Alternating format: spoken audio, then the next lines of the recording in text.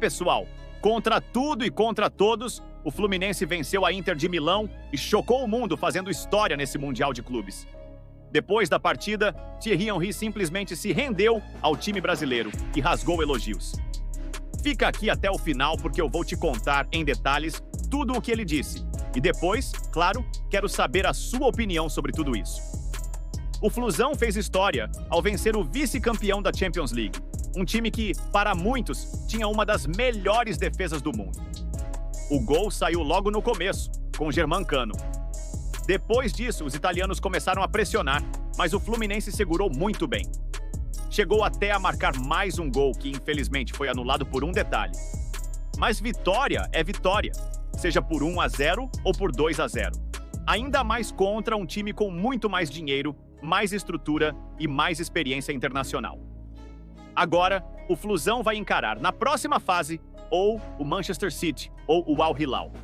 E seja quem for, uma coisa é certa: jogo fácil não tem mais.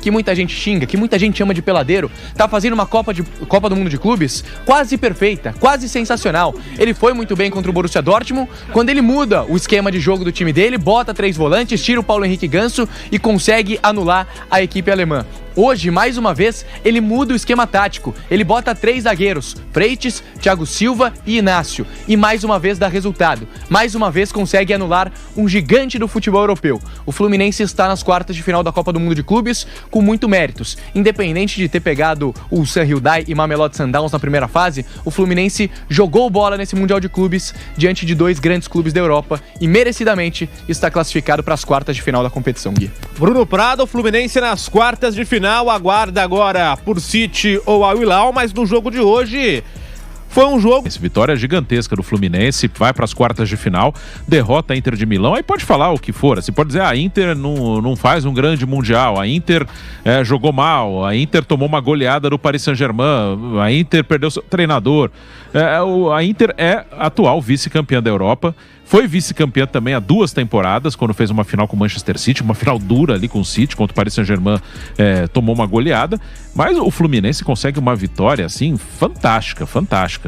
O Fluminense que na primeira fase faz um jogo muito bom com o Borussia Dortmund, mas não consegue vencer, perde oportunidades, e depois nos outros 2 jogos o Fluminense não foi tão bem. Contra o Ulsan, chegou a tomar uma virada, depois virou de novo, e contra o Mamelodi jogou para empatar, conseguiu, mas deu a bola ali pro time africano, se defendeu e correu riscos ali. O Fluminense, até acho que fica um cenário claro, né? Quando ele precisa propor, ele tem mais dificuldade, e quando ele contra-ataca, ele se dá melhor. Apesar que contra o Mamelodi ele não propôs jogo não, ele deixou o time africano com a bola.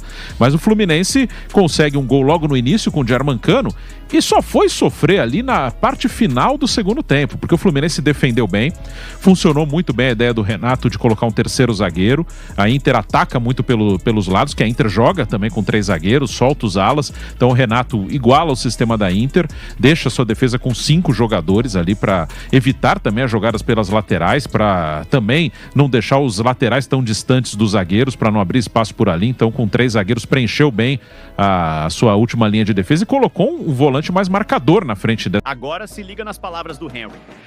Esse jogo foi incrível, simplesmente histórico. Um time sul-americano, praticamente desconhecido para boa parte do mundo, vence o vice-campeão da Champions League em um mata-mata de torneio internacional? Talvez essa tenha sido a maior vitória de um time brasileiro até agora. O Fluminense está com uma moral gigantesca. Acho que ninguém, pelo menos aqui na Europa, sequer cogitava a possibilidade da Inter perder esse jogo. E até agora, tem gente que não está acreditando no que aconteceu. O Fluminense chocou o mundo com essa partida. Eles merecem ser aplaudidos. Fizeram um jogo excelente, aproveitaram as chances que tiveram, garantiram a vaga na próxima fase. Esse feito é gigantesco. E mais uma vez, mostra que a diferença entre o futebol europeu e o sul-americano não é tão grande quanto muitos pensam. Eles provaram isso hoje. De novo, parabéns ao Fluminense pela vitória, que foi uma verdadeira aula de como se joga futebol. Já a Inter fez o contrário, jogou sem vontade, sem intensidade e apresentou um futebol muito fraco. Mereceram a derrota.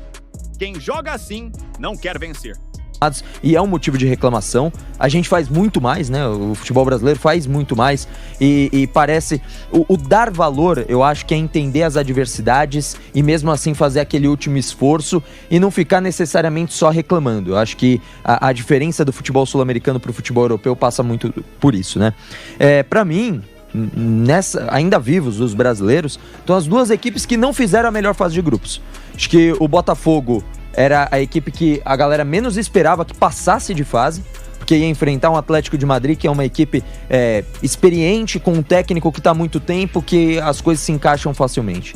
E um Paris Saint-Germain, que a gente viu como é que foi essa temporada, um Paris Saint-Germain vence o Paris Saint-Germain com um ótimo jogo defensivo, não tinha ido tão bem contra o Seattle Sounders, mas foi o suficiente para garantir a classificação. Até nos pontos, Palmeiras e Fluminense fizeram 5 pontos, o Botafogo fez 6 e o Flamengo fez 7. Exato, perfeito, até nos pontos isso mostra, né? E o Fluminense correndo um grande risco, né? Contra o Borussia Dortmund ele vai bem, aí contra o Sam, mesmo ganhando, foi um péssimo jogo na minha visão do Fluminense, foi muito mal, vulnerável defensivamente, e contra o Mamelodi eu acho que correu um risco desnecessário.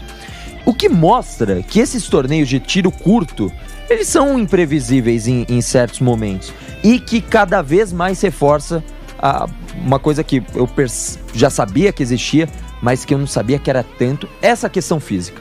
Essa questão física eu acho que está sendo determinante para dar uma equilibrada, uma equiparada nos times. Então assim, as duas equipes brasileiras que estão vivas são aquelas que não fizeram o futebol mais brilhante, mas foram pragmáticas no momento que precisavam. Mais uma vez, um jogo defensivo, ofensivo também, aproveitou as oportunidades que criou e até fez mais, né, o Fluminense, mas fez um jogo defensivo muito bom, merece, né, essa classificação.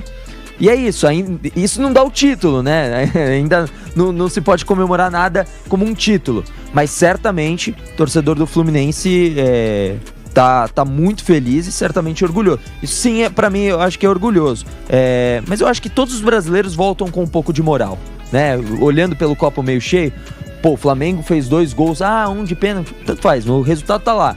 Meteu 2 gols no Bayern de Munique, que é fortíssimo. O Botafogo venceu o Paris Saint-Germain, atual campeão da Champions League. Fluminense e Palmeiras já estão garantidos pelo menos até as quartas de final. Acho que todo mundo volta com moral elevado desse torneio. Eliminando o Flamengo, foi eliminada por essa Inter de Milão.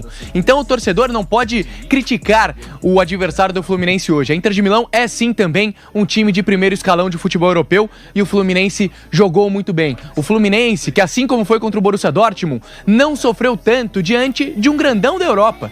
Contra o Dortmund, o Fábio pouco trabalhou. Hoje, o Fábio fez grandes defesas, mas o Fábio começou a aparecer mais no jogo justamente no segundo tempo, quando o Fluminense começou a se recuar, começou a colocar as costas na parede. E aí, contra um grande time, com grandes jogadores, você recuar, lógico que vão ser criadas oportunidades por parte do adversário. E o Fluminense soube sofrer. O Renato Gaúcho, que muita gente xinga, que muita gente chama de peladeiro, tá fazendo uma Copa do Mundo de Clubes quase perfeita, quase sensacional. Ele foi muito bem contra o Borussia Dortmund, quando ele muda o esquema de jogo do time dele, bota 3 volantes, tira o Paulo Henrique Ganso e consegue anular a equipe alemã. Hoje, mais uma vez, ele muda o esquema tático. Ele bota 3 zagueiros, Freitas, Thiago Silva e Inácio. E mais uma vez dá resultado. Mais uma vez consegue anular um gigante do futebol europeu. Mas e agora? Quero saber o que você achou disso tudo. Você acha que o Fluminense tem chance de avançar ainda mais nesse Mundial? Comenta aqui embaixo e vamos discutir.